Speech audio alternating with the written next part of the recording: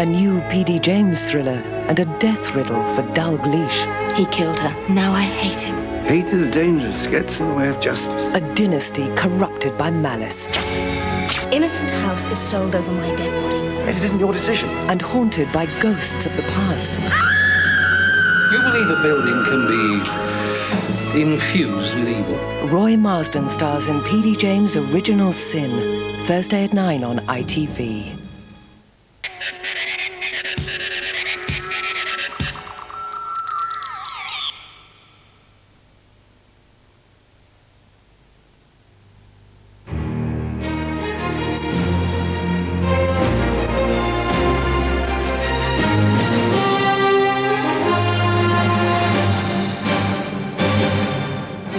From the studios of ITN The News with Tim Wilcox. Good morning. The headlines. John Major agrees to pre-election televised debates with Tony Bliar. With the collapse of Albania, the refugee crisis escalates. And King Hussain to visit the families of those killed by a Jordanian soldier. It's widely expected the Prime Minister will tomorrow finally announce the date of the general election. And he's already agreed he's ready to meet Tony Bliar head-to-head in live TV debates during the campaign. But that could mean a legal challenge from the Lib Dems. Nick Valentine reports. For weeks, the speculation's been building over when Mr Major might finally call the next general election. This morning it reaches fever pitch in the Sunday papers, with most expecting him to go to the palace tomorrow. The other theme, that he's agreed to meet Tony Bliar in TV debates, strengthening the view that the Prime Minister's now seen as the Tories' strongest weapon. I know that the Prime Minister has been considering this for some time. If anything, his closest advisors come close to him have been saying that it shouldn't be done. My own view has always been that you will see him at his best in a debate. The Tories want Liberal Democrat leader Paddy Ashdown excluded from the debates. Labour are wary of that. What we're really slightly suspicious of is that by laying down that Mr Ashdown does not take part, that really this is just a device for ensuring that the whole event can take place under the Representation of the People's Act. There are three party leaders. We're all participating in every seat in the country in the coming election. We're all entitled to equal airtime, and therefore we expect either Paddy Ashdown will be there or they won't take place at all. Whenever Mr Major calls the election, he's left himself less than 50 days to turn around the widespread feeling that it's time for a change, something he's ready to tackle head-on. So I say to the time for a change merchants, find me a better country in the world in which to live than here in Britain today. When people go into the polling booth and put a cross beside the Conservative candidate, they'll know what it stands for. You can only be sure with the Conservatives. Labour and Liberal Democrats both say that slogan will rebound on Mr Major because people will be reminded of 18 years of Tory government. And as for Mr Major's hopes of taking his message to the marketplaces and town squares, the Tory hierarchy were reminded in Bath that it may not be that simple. Nick Valentine, ITN. There are plans for a small force of senior European police and military officers to be sent into Albania to help what's left of the authorities there to help restore order. However, the United States has ruled out joining any stabilisation force. The chaos gripping Albania was heightened still further by rumours that President Berisha had resigned, rumours that he's denied. Our foreign news correspondent Paul Davis reports from Tirana. Another day, another group of armed men attempting to take control of the Albanian capital. They are a mixture of soldiers, police officers and volunteers answering President Berisha's plea to drive the rebels off the streets. American Super Stallion helicopters have continued the evacuation of foreign citizens from Tirana. The British Embassy believe the only Britons remaining are those who refuse to go. Some people feel they've got very strong commitments here. There are people running orphanages, homes for unwed mothers. They don't feel they can leave their places here. The latest group of foreign nationals to be evacuated have included sick and handicapped from a dozen different countries. As one group of foreign citizens were just a few steps from safety, there was an alert. a large group of armed Albanians had been spotted approaching the perimeter fence. Their intention was unclear. 100 Marines trained their gun sights. The tension seemed to reach a young child still waiting for a lift to safety. For now, protecting their own citizens is the priority of the Western powers. There's clearly no appetite for risking these soldiers in any attempt to impose law and order on the local population. Paul Davis, ITN, Tirana. Italy has said it will grant temporary shelter to thousands of Albanians streaming across the Adriatic by boat. Earlier, there were desperate scenes in the port of Durrës as thousands of men, women and children broke through police ranks trying to board a Greek frigate evacuating Chinese and Iranian diplomats. Unconfirmed reports said 4 people were shot dead.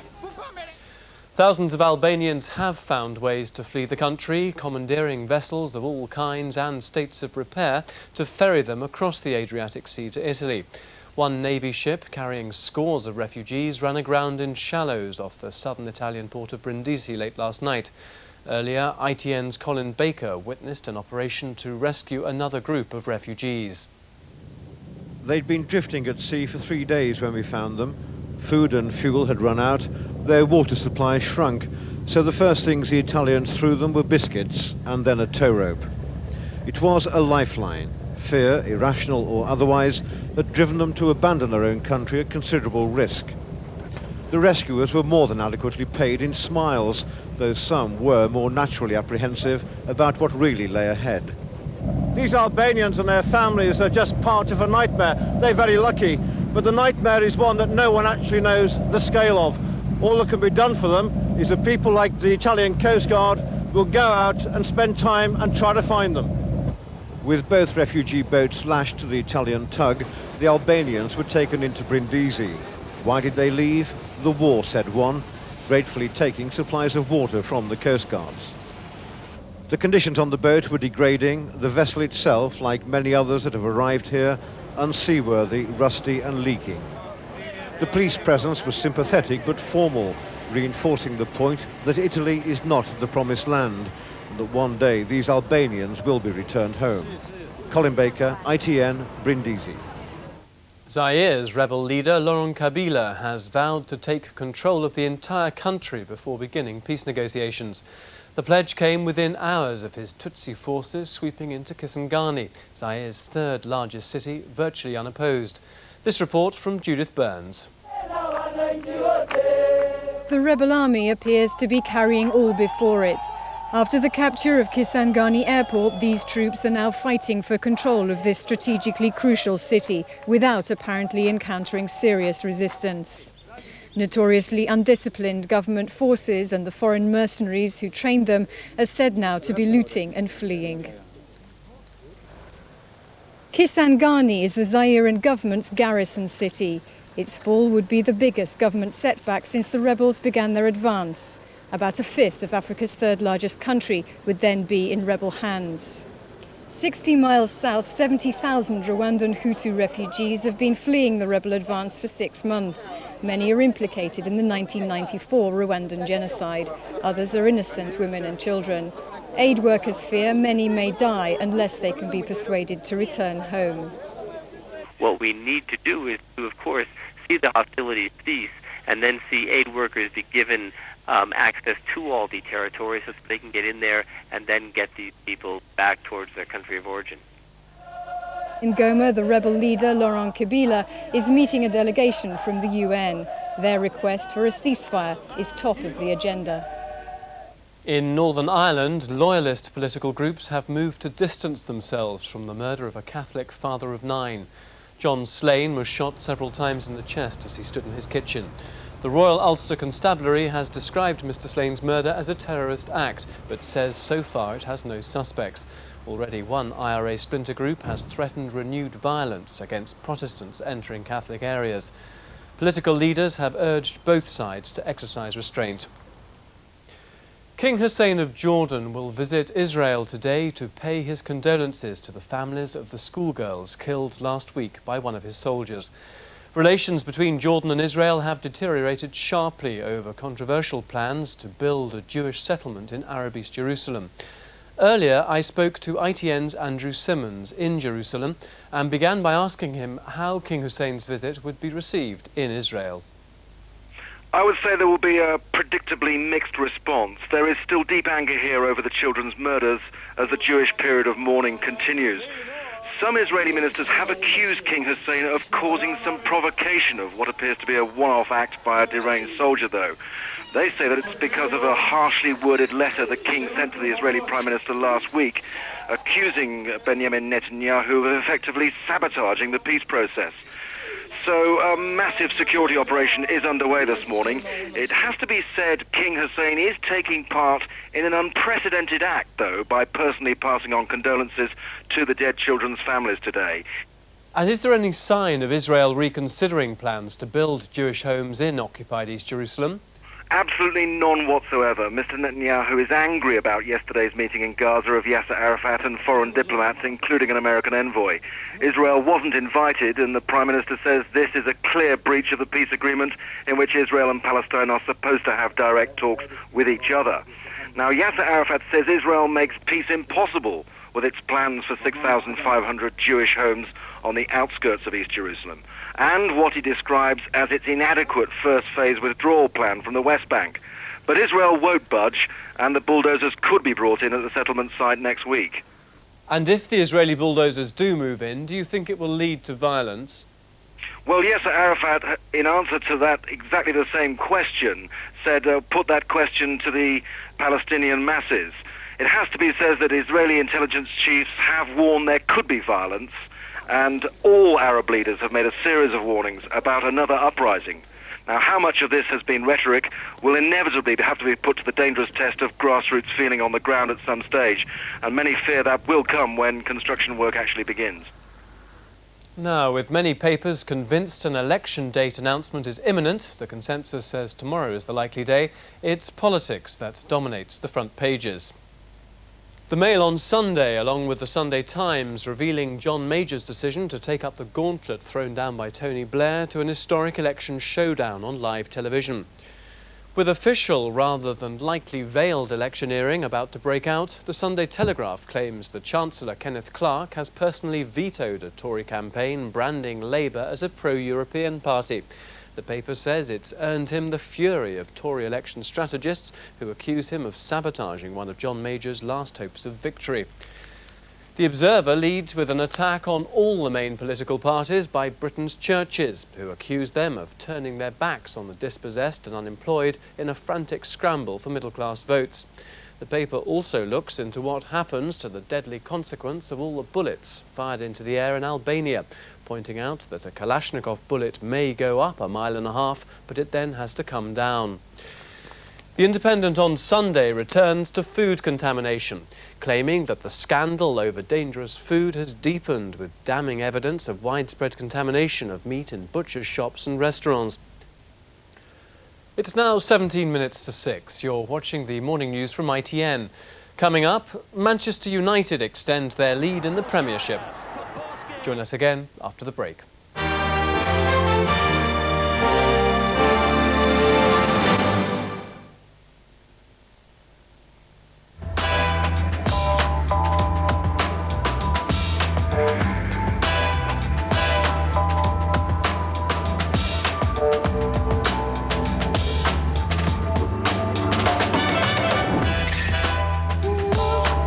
If you're determined to cut out smoking, ask your pharmacist.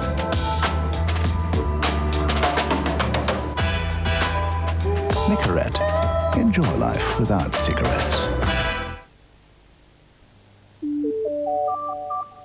From Neutrogena comes a new kind of dandruff shampoo. A dandruff shampoo that, even when it's not being used, is working. Working for longer. Keeping dandruff away for longer. Neutrogena long-lasting dandruff control.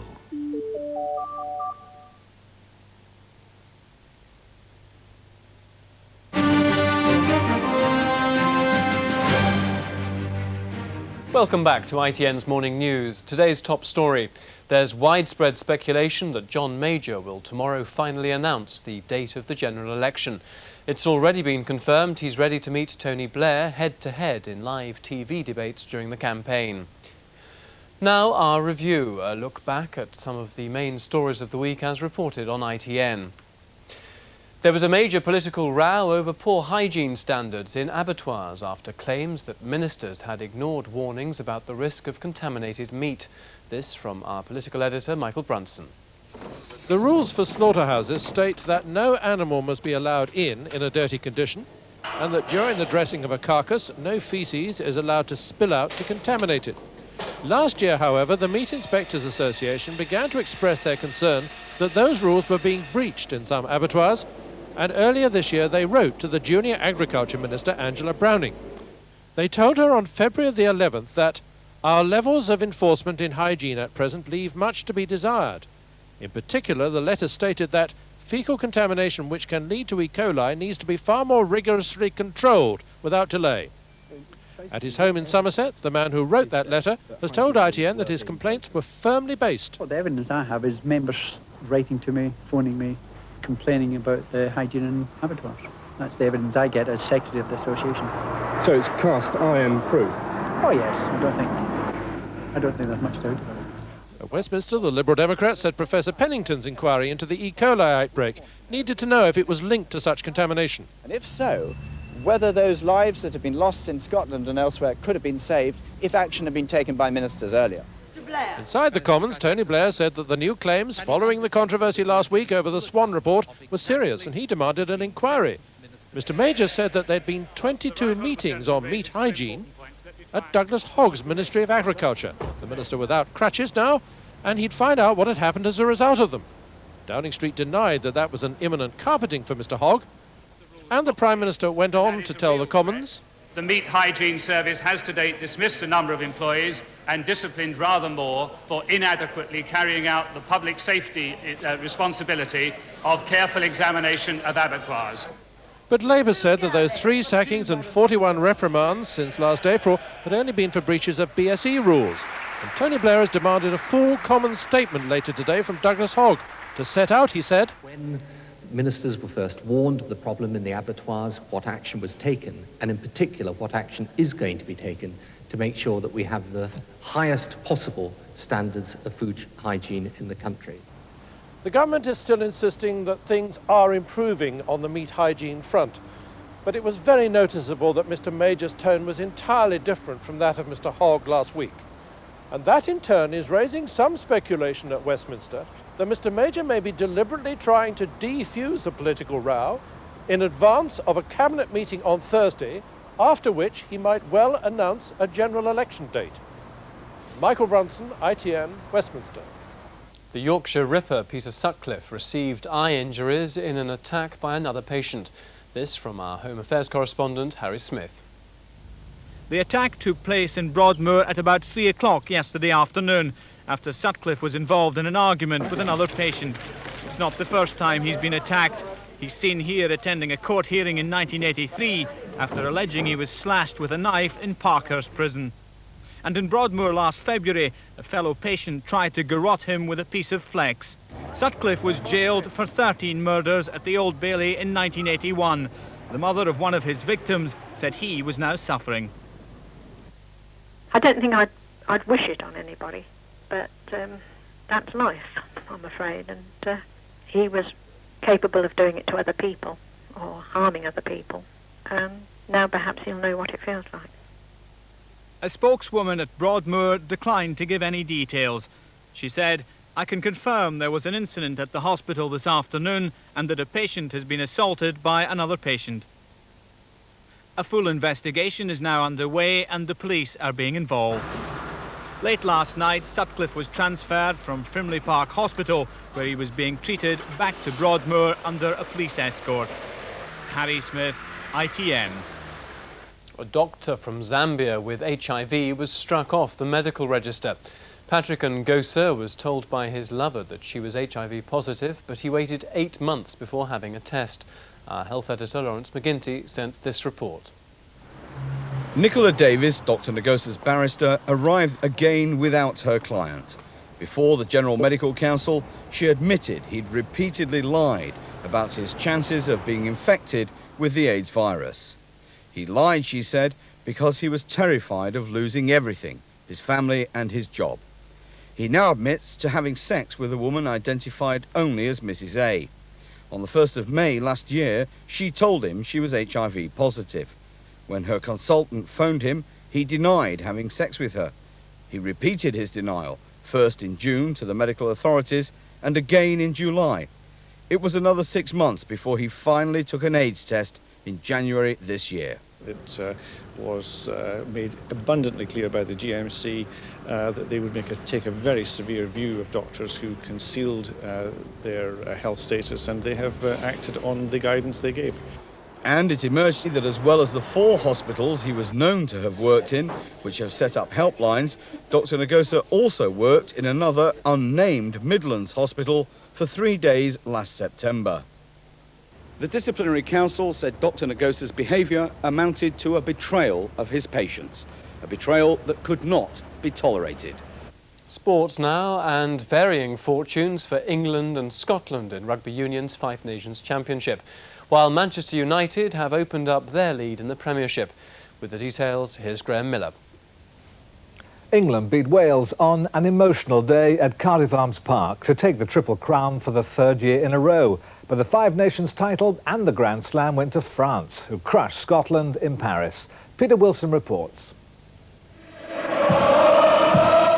A final call to arms, the last international at Cardiff Arms Park before redevelopment, and farewell performances from 2 great players. Jonathan Davies earning his 32nd and final Welsh cap, and Will Carling playing what's expected to be his last international. 4 second-half tries gave England total control of the match. Jeremy Guscott, on as a replacement wing, provided the initial breakthrough, taken over the line by fullback Tim Stimpson. Guscott also made the final English try, Richard Hill taking the visitors out of reach. By now, coach Jack Rowell could afford to bring on Rob Andrew for a final cap. But at least Rob Howley had the satisfaction of giving Wales the last try at the Arms Park. A day of mixed emotions for the 3 great stalwarts of British rugby. By the time they'd walked out at Cardiff, France had all but won the Grand Slam against Scotland in Paris. French captain Abdel Benazi led the way with a bulldozing charge to make the first try. There was more bad news for Scotland, with Craig Chalmers in hospital with severe concussion after a late challenge in the build-up to Scotland's 2nd try. In the end, it was a record win for France, with a champagne send-off for the Parc des Princes, which also saw its last rugby international. Peter Wilson, ITN Sport. So here's how the final table looks. France take their 5th Grand Slam and England make it a hat-trick of Triple Crowns, with record victories over Wales, Scotland and Ireland. In the English Premiership, Manchester United have increased their lead at the top to 3 points with a 2-0 victory over Sheffield Wednesday. Andy Cole got the first before injury forced him off. Karol Poborski replaced him and scored the second. Ian Woan's equaliser for Nottingham Forest denied Liverpool the win they needed to keep the pressure on United. Kenny Dalglish's Newcastle warmed up for their make-or-break UEFA Cup tie Monaco on Tuesday with a comfortable victory over Coventry. Confirmation then of Manchester United's 3-point lead over Liverpool. Arsenal stay 3rd on goal difference after a 2-0 win at Southampton. In Scotland, 3rd place Dundee United were held to a 1-1 draw at Aberdeen, and Neil McCann's goal won the Edinburgh derby at Tynecastle to leave Hibs in deep relegation trouble.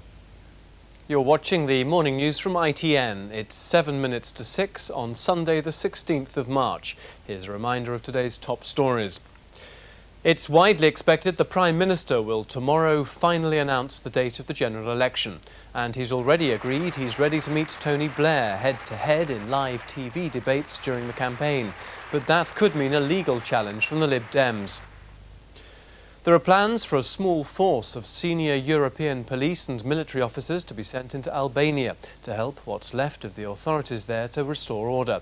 Italy has said it will grant temporary shelter to thousands of Albanians streaming across the Adriatic by boat.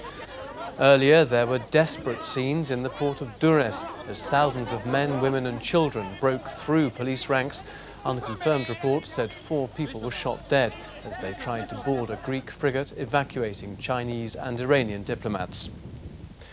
An Albanian Navy ship carrying scores of refugees ran aground in shallows off the southern Italian port of Brindisi late last night. The ship's deck was crowded with people, some waving white flags as they waited to be rescued. ITN's Colin Baker has just sent this report on the rescue. The Albanian Navy ship was being escorted into the Italian port of Brindisi when it ran aground about 2 miles out from the mainland. In the darkness, the Navy and Coast Guard immediately launched an emergency operation after reports that some of the passengers on board, the refugees, had panicked and jumped overboard trying to swim to the shore. Helicopters swept searchlights over the area as patrol boats crisscrossed the water, but no one was found. The refugees were eventually transferred to the rescue ships and brought into port. Some were treated for shock and bruises. Colin Baker, ITN, Brindisi. And finally, 6 winning tickets share this week's lottery jackpot of £9 million. The winning numbers are 7, 24, 37, 39, 40 and 43. The bonus number is 15. And that's all from the ITN Morning News team. Next on ITV is GMTV. The next main news from ITN will be at 1 o'clock. Meanwhile, from all of us here, goodbye.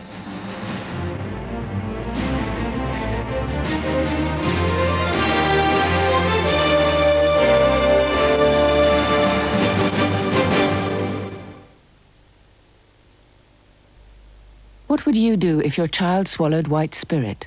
Don't let her have anything to drink. Turn him upside down and shake him upside down. I can't remember. Make the child sick. Stick my fingers down the throat. Make sure you know what to do in a crisis. Norwich Union are offering 3,000 free first aid courses run by St John Ambulance in your area. I'd give her a cup of water and take her straight to hospital in the car. Norwich Union. No one protects more.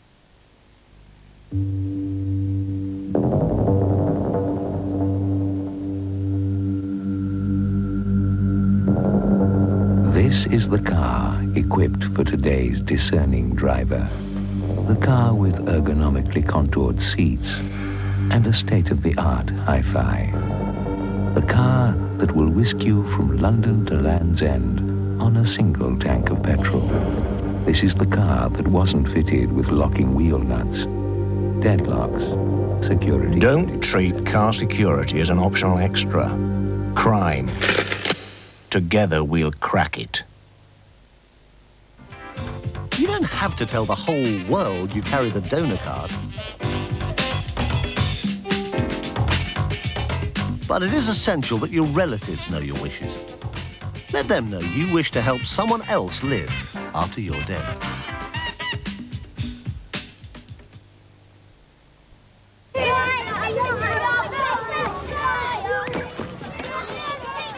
What you gonna do about it?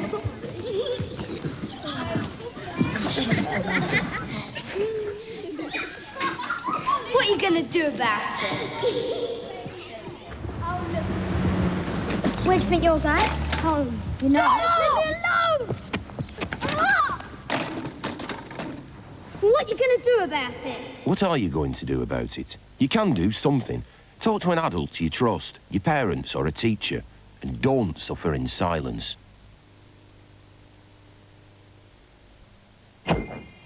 Oh, hello. I'm Think Bubble. I'm a very special friend to children everywhere. It's easy to get lost when there are lots of people around. Annie's doing the right thing. She's holding on to Dad's hand. But, oh dear, what's Michael up to? Now then, you two, where can we get Mum's birthday cake? There's a baker's shop, look. I love a train set for my birthday, Dad. Dad? Daddy? If you're lost, you really must find a grown-up you can trust. You can trust a shop assistant, or someone behind a cash till, a policeman or security guard, or a mum with young children. But then what do I do, Think Bubble? Say you're lost and give your name. You'll soon find your dad again. Where's Michael? Would Mr. Lister please come to information where Michael is waiting for him? Well, clever old Michael. Mr. this man really did what they say he did, I would want him never to have been born. A personal conflict in a legal minefield. If he doesn't know you, why should he lie about you? He's most dreadfully mistaken. Kavanagh QC, Monday, 8:30 Anglia. He's an old friend with some unexpected news. You don't just drop everything because some friend pops over from Liverpool and you decide to go on a binge. It's not my wife who's having somebody else's kid. Kirsty's pregnant. I don't know how to cope with all this. Beat practice, Tuesday at 9 on Anglia. May, Cantona, Giggs, Cole, United all for one. They won 4-0. Now the Four Musketeers return in a swashbuckling epic against Porto, marching towards European glory. Live Wednesday at 7:20 on Anglia.